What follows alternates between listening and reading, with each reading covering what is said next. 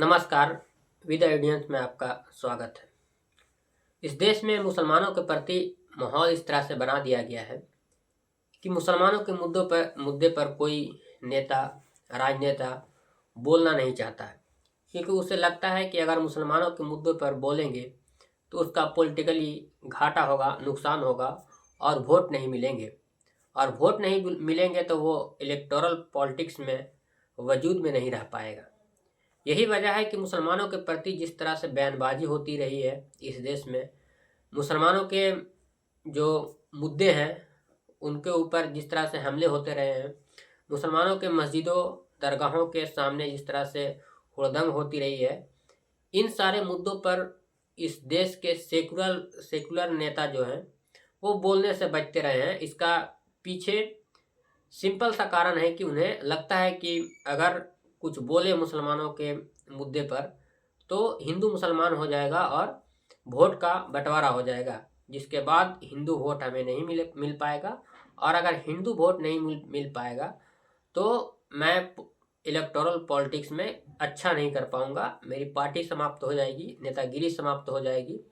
इन सारे डर के खौफ में भारत के जो सेकुलर नेता हैं वो जीते हैं। लेकिन इसी बीच एक उम्मीद की किरण बिहार से निकली है, जिसमें लालू प्रसाद यादव के बेटे और पूर्व उप मुख्यमंत्री तेजस्वी यादव ने खुल करके इस जो तुष्टीकरण की राजनीति है, कम्युनलिज्म की जो राजनीति है, उसके खिलाफ बयान दिया है। और उन्होंने कहा है कि एक अगर मुसलमान को कोई नुकसान पहुंचाएगा तो उसे हिफाजत करने के लिए 5 हिंदू उसके समर्थन में खड़े रहेंगे। आप इस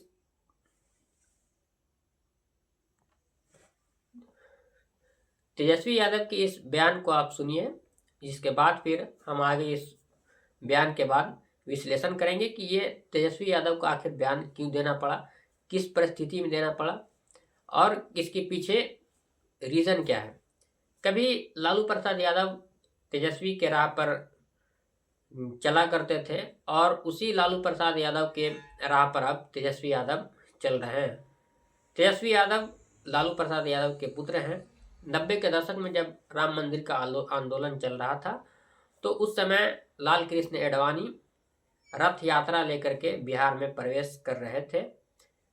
तो उस समय भी लालू प्रसाद यादव ने इस कम्युनलिज्म के खिलाफ जम करके अपना पक्ष रखा था और इस कम्युनलिज्म को ख़त्म करने के लिए, दंगा लड़ाई झगड़े को ख़त्म करने के लिए अपने बातों को पुरजोर तरीके से लालू प्रसाद यादव ने उठाया था। ठीक उसी तरह तेजस्वी यादव अभी के जो माहौल है उसमें अपना भूमिका को निभा रहे हैं और कम्युनलिज्म से लड़ रहे हैं। सुनिए आप इस वीडियो में तेजस्वी यादव क्या बोल रहे हैं। कि आज जिस तरीके से भाजपा के एक विधायक ने, जिसका नाम बछौल है, उसने बयान दिया है मुसलमान भाइयों के प्रति कि भाई मुसलमान भाई जो हैं होली में बाहर ना निकले। ये कौन बछौल या उनके पिताजी के बाप का राज है क्या? ये है कौन बछौल? कैसे इस तरह का बयान दे सकता है? और सरकार के मुख्यमंत्री कहाँ है? अचेत अवस्था में है। मुख्यमंत्री अचेत अवस्था में है। महिला जब अपने अधिकार सम्मान के लिए बात उठाती है तो महिलाओं को डांट देते हैं, अति पिछड़ा महिलाओं को डांट देते हैं, दलित महिलाओं को डांट देते हैं। है हिम्मत मुख्यमंत्री को बछौल को बुला करके डांटने की? कहाँ गायब है भाई मुख्यमंत्री? अचेत अवस्था में लगे हुए, कोई मतलब नहीं। पूरे संघ और भाजपा के रंग में जनता दल यूनाइटेड आ चुकी है। ये देश गंगा जमुना तहजीब को मानने वाला देश है, राम और रहीम को मानने वाला देश है। ये बिहार है बछौल, समझ लो तुम। यहाँ एक मुसलमान भाइयों की रक्षा 5-5, 6-6 हिंदू करेंगे। और यही नहीं, तुम जैसे, तुम्हारे बाप तोगड़िया जैसे बहुत लोग आए, सब लोगों को बिहार ने निपटा दिया। तुम जो चाहते हो दंगा फसाद कराना, भले ही हमारी सत्ता रहे या ना रहे, जब तक हमारी पार्टी और हमारे लालू जी के विचारधारा को मानने वाले लोग हैं, देश के संविधान को मानने वाले लोग हैं, तब तक जो है इनके एजेंडा को हम लोग कामयाब होने नहीं देंगे। सबक सिखा दिया जाएगा इन लोगों को, बोले ना। तेजस्वी यादव का ये बयान तब आया है जब बीजेपी से एक विधायक जिसका नाम हरिभूषण ठाकुर बचौल है, उन्होंने एक बयान दिया था कि जुमा साल भर में 52 बार आता है और होली साल भर में एक बार आती है, इसलिए अगर मुस्लिमों को बाहर निकलना है तो उन्हें रंग से परहेज नहीं करना होगा, और अगर रंग से परहेज है तो मुस्लिम घर से बाहर नहीं निकले। का उत्सव है, उमंगों का उत्सव है, रंग अबीर लोग गुलाल उड़ाते हैं। उस दिन साल में 52 जुम्मा होता है और जुम्मे के दिन ही होली है। इस बार मैं मुस्लिम बंधुओं से अपील करता हूं कि वो अपने धार्मिक अनुष्ठान को घर पर ही करें, और बड़ा करे जागर हो, रंग लग भी जाए, अबीर लग भी जाए तो बुरा नहीं माने, तब तो घर से निकले। जो वाद विवाद नहीं हो, घर पर ही रह करके वो अपने उत्सव को मनावे। कि अबीर उन लोगों का डबल स्टैंडर्ड है। हमारे तीज त्योहार पर्व से वो पैसा कमाएंगे लेकिन लगाएंगे नहीं। अगर रंग अबीर नहीं लगाएंगे तो उनको बेचना भी नहीं चाहिए। ये ठीक उसी बात को बिहार के जो बीजेपी के एमएलए हैं उन्होंने दोहराया है, जो उत्तर प्रदेश के संभल में जो सीओ हैं अनूप चौधरी, उन्होंने अपने बयान में कहा था कि जुमा साल भर में 52 बार आता है और होली का त्यौहार साल भर में एक बार आता है। जिसे रंग से परहेज ना हो वो घर से बाहर निकले, अन्यथा मुस्लिम घर से बाहर नहीं निकले। ठीक इसी बात को भारतीय जनता पार्टी के जो बीजेपी के विधायक है हरिभूषण सिंह बचौल, उन्होंने दोहरा दिया, जिसके बाद तेजस्वी यादव ने इस तेवर के साथ उसे जवाब दिया कि क्या बिहार बचौल के बाप का है कि वहाँ पर मुसलमान जो है वो घर से बाहर नहीं निकलेंगे।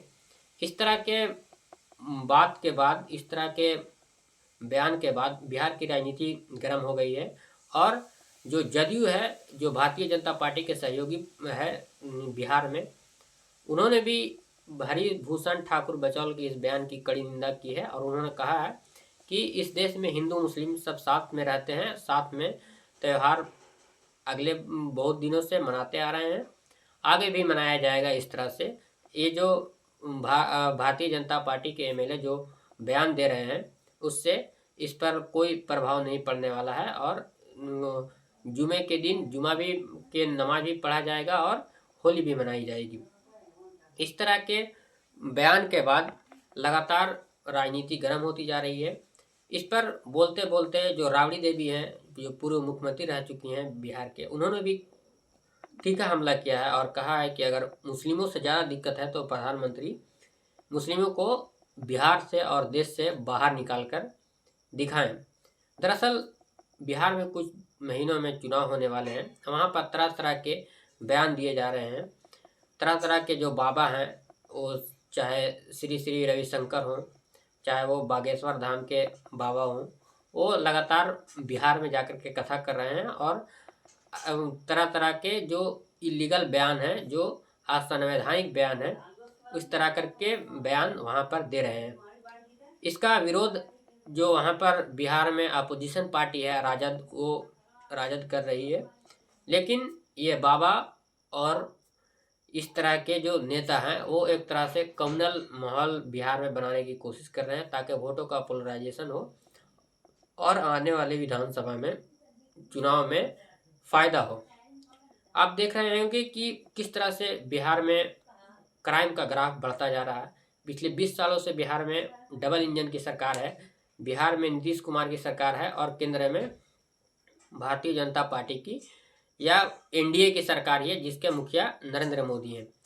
इन डबल इंजन के सरकार में जिस तरह से बिहार में अपराध की ग्राफ बढ़ती जा रही है, आपने कुछ दिन पहले बिहार में अपराध सुना होगा कि नालंदा में एक बच्ची को बेरहमी से हत्या की गई, उसके साथ कुकर्म किया गया, उसके पैरों में कील ठोके गए। इस तरह के जघन्य अपराध बिहार में हो रहे हैं और इस तरह के अपराधों पर पर्दा डालने के लिए भारतीय जनता पार्टी अपना टैक्टिक्स अपनाती है और इस तरह के जो नेता हैं उन्हें हिंदू मुसलमान करने के लिए आगे कर देती है। अब फिर एक और घटना घटी है बिहार में, जिसमें आरा के में तनिष्क ज्वेलर्स में 25 करोड़ की लूट हुई है। करीब करीब वहाँ पर जितने भी उस तनिष्क शोरूम में जितने भी जेवर्स थे, जितने भी सोने चांदी के ज्वेलर्स थे, उस जेम्स डायमंड्स के जो भी वहाँ पर रखे हुए थे ज्वेलर्स, उन्हें चोरों ने बंदूक के नोक पर, रिवॉल्वर के नोक पर कर्मचारियों को सरेंडर करवा दिया और वहाँ से करीब 25 करोड़ के जेवर को चोरी कर ली गई। तो इस तरह की घटनाएं बिहार में आम सी हो गई है। लगातार इस तरह की घटनाएं घटती है, लेकिन इस पर ना भारतीय जनता पार्टी कुछ बोलती है, ना जेडीयू कुछ बोलती है। लेकिन हिंदू मुस्लिम लगातार पोलराइजेशन की कोशिश चलती रहती है।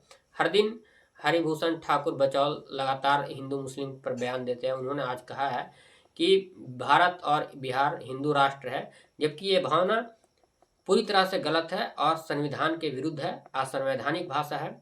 इस पर कार्रवाई होनी चाहिए। लेकिन बिहार के जो नीतीश कुमार हैं, मुखिया हैं जो बिहार के, उनके पास अब इस तरह की कोई हिम्मत नहीं बची है कि इस तरह के लोगों पर वो कार्रवाई कर सकें, क्योंकि बिहार के मुख्यमंत्री जो नीतीश कुमार हैं वो सोशलिस्ट लीडर हैं, एक सेकुलर छवि के लीडर के तरह रहे हैं। अपने जितने भी राजनीतिक करियर है नीतीश कुमार का, वो एक सेकुलर लीडर के तौर पर माना जाता है। लेकिन जिस तरह से हरिभूषण ठाकुर बचौल बिहार में हर दिन बयान देते हैं, जो संविधान के विरुद्ध जाकर के बयान देते हैं, उस पर नीतीश कुमार कुछ भी बोलने से बचते दिखाई देते हैं और ना उस पर कोई कार्रवाई होती है। जबकि हरिभूषण ठाकुर बचौल का हर एक बयान संविधान के विरुद्ध होता है और असंवैधानिक होता है। नीतीश कुमार और नीतीश कुमार के पार्टी इस स्थिति में भी नहीं बच पाई है कि इस बयान का विरोध कर सके। इस तरह से नीतीश कुमार की पार्टी भारतीय जनता पार्टी के सामने सरेंडर कर चुकी है। इस देश में मुस्लिमों के खिलाफ लगातार नफरत बढ़ती जा रही है। बीजेपी के नेता तरह तरह से बयान देते रहे हैं, मुसलमानों के प्रति हेट स्पीच देते रहे हैं, लेकिन ना उन पर कोई कार्रवाई होती है, ना उन पर कोई मुकदमा होता है और ना कोई उस पर पुलिस एक्शन होती है। अब बल्कि ये देखा गया है कि इस तरह के जो बयान देने वाले जो बयानवीर हैं भारतीय जनता पार्टी में, उनका प्रमोशन भी होता है और वो धीरे धीरे उनकी पद और जो उसकी पद की गरिमा है वो भारतीय जनता पार्टी में बढ़ती जाती है।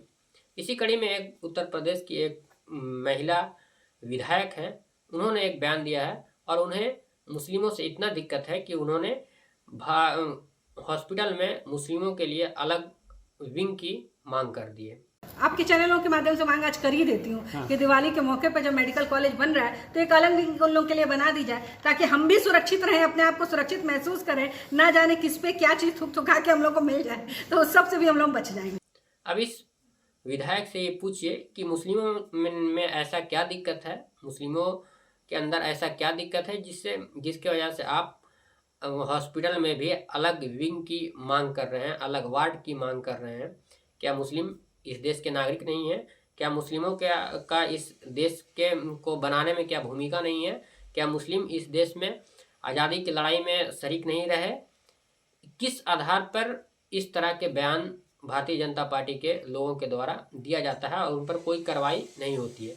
आप इस तरह से इसको देख सकते हैं कि क्या कोई अगर मुस्लिम विधायक इस तरह के बयान दे देता कि भारतीय हिंदुओं के लिए हॉस्पिटल में अलग बेड की व्यवस्था की जाए, तो उस मुस्लिम विधायक को अब तक के देशद्रोह के मुकदमे में गिरफ्तार किया जा चुका होता, उसके ऊपर पूरा देश थू थू कर रहा होता, उसके ऊपर पूरा देश में प्रदर्शन हो रहे होते, उसके ऊपर उसके खिलाफ पूरे देश में गुस्सा भर गया होता।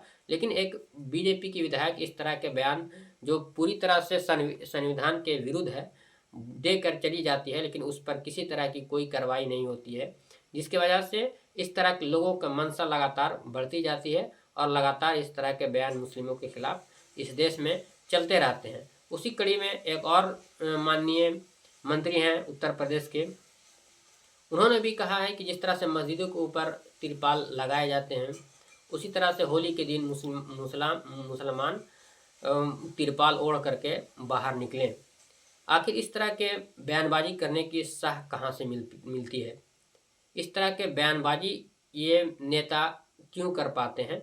इसके पीछे एक साफ साफ मंशा है, विचार है, रीजन है और सह है, जो उत्तर प्रदेश के मुख्यमंत्री योगी आदित्यनाथ के द्वारा दिया जाता है। आपने सुना होगा कि कुछ दिन पहले संभल के जो सीईओ हैं अनुज चौधरी, उन्होंने बयान दिया था कि 52 जुमे साल में आते हैं, होली एक बार आती है, मुस्लिम होली के दिन बाहर ना निकले। इसके बारे में जब एक चैनल के निजी कार्यक्रम में मुख्यमंत्री से योगी आदित्यनाथ से पूछा गया कि क्या ये बयान सही है, तो उन्होंने कहा कि वो चैंपियन है, गोल्ड चैंपियन है और ओलंपियन है, बोलने का तरीका है उस तरह का, इसलिए वो इस तरह से बोल जाते हैं।